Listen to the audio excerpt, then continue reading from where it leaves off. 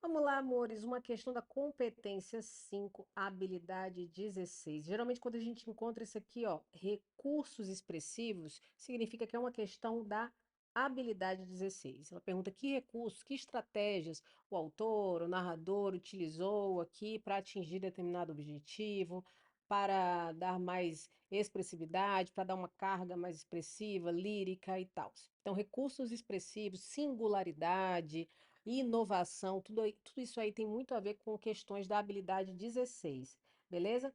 Aqui a gente tem uma questão de nível avançado, ok? De nível difícil, e a gente não vai usar o NPLT, porque geralmente questões de literatura, dependendo ali de que recurso expressivo ele utilizou ou ela utilizou, a gente precisa visualizar no texto quais foram os recursos, beleza?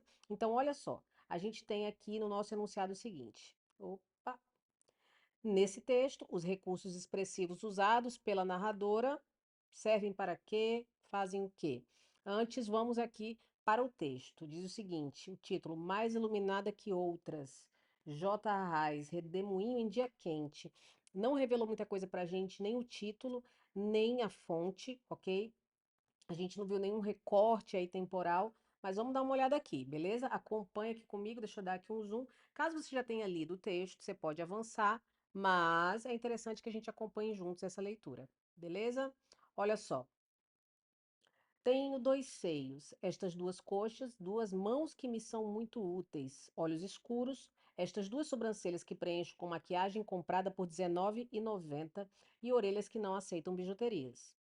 Este corpo é um corpo faminto, dentado, cruel, capaz e violento. Movo os braços e multidões correm desesperadas. Caminho no escuro com o rosto para baixo, pois cada parte isolada de mim tem sua própria vida e não quero domá-las. Animal da caatinga, forte demais, engolidora de espadas e espinhos. Então, uma mulher forte, uma mulher batalhadora. Vamos lá então. Dizem, e eu ouvi, mas depois também li, que o estado do Ceará aboliu a escravidão 4 anos antes do restante do país. Todos aqueles corpos que eram trazidos com seus dedos contados, seus calcanhares prontos e seus umbigos em fogo, todos eles foram interrompidos no porto. Um homem, dizem, e eu ouvi, e depois também li, liderou o levante. E todos esses corpos foram buscar outros incômodos, foram ser incomodados. Então aqui nós temos uma autora muito provavelmente contemporânea, beleza? E aí o que que acontece? Ela fez uso de recursos expressivos. Recursos expressivos podem ser o quê? Podem ser figuras de linguagem, podem ser adjetivações, ou seja, formas de caracterizar personagens, podem ser também marcas de interlocução, quando o autor se dirige ao leitor. Então, recurso expressivo é aquilo que reforça, que facilita, aliás, a transmissão da mensagem que o autor deseja passar, beleza? Nesse caso aqui, vamos dar uma olhadinha, alternativa por alternativa, para ver quais foram os recursos expressivos utilizados ou o que que esses recursos utilizados por ela revelam. Vamos aqui. Letra A está dizendo que esses recursos expressivos usados pela narradora, letra A, revelam as marcas da violência de raça e de gênero na construção da identidade. Olha isso, gente. Marcas da violência. Falou-se aqui sobre escravidão, falou-se sobre o corpo. Este é um corpo faminto, dentado, cruel, capaz e violento, né? As duas coxas, as duas mãos que são muito úteis, né? Olhos escuros, sobrancelhas e tudo mais. Então você vê uma mulher que traz uma carga expressiva muito forte. E quando ela vai descrevendo o seu corpo, a situação, o que que acontece? A gente vê sim revelados aí nesses recursos expressivos marcas da violência de raça, ou seja, quando ela remete aqui à questão da escravização e também a questão da violência de gênero, quando ela fala que sobre o seu corpo, que ela anda, por exemplo, no escuro olhando para baixo, ok? Então isso tem tudo a ver com essa questão tanto de raça como de gênero na construção da identidade. Muitas mulheres precisam, por exemplo, se fazerem menos voluptuosas, menos atraentes, para não atraírem o olhar de pessoas maldosas, de criminosos, de pessoas que não se controlam. Tá? E ela fala também sobre a questão da escravização, quantos corpos vieram para cá com tudo ali atado, os calcanhares, os umbigos em fogo. A gente vê aí a questão dos navios negreiros trazendo os escravizados, ok? Então, letra A já é o nosso gabarito. Mas lê, de cara, sim, e as demais? Vamos analisar uma por uma. Olha o que a gente tem aqui. A letra B está dizendo que os recursos expressivos usados pela narradora questionam o pioneirismo do Estado do Ceará no enfrentamento à escravidão. Em um momento aqui ela fala, ó, dizem, eu ouvi, mas também li que o Estado do Ceará aboliu a escravidão 4 anos do restante do país. Mas aí, nesse caso, ela não questiona, ela só menciona, tá legal?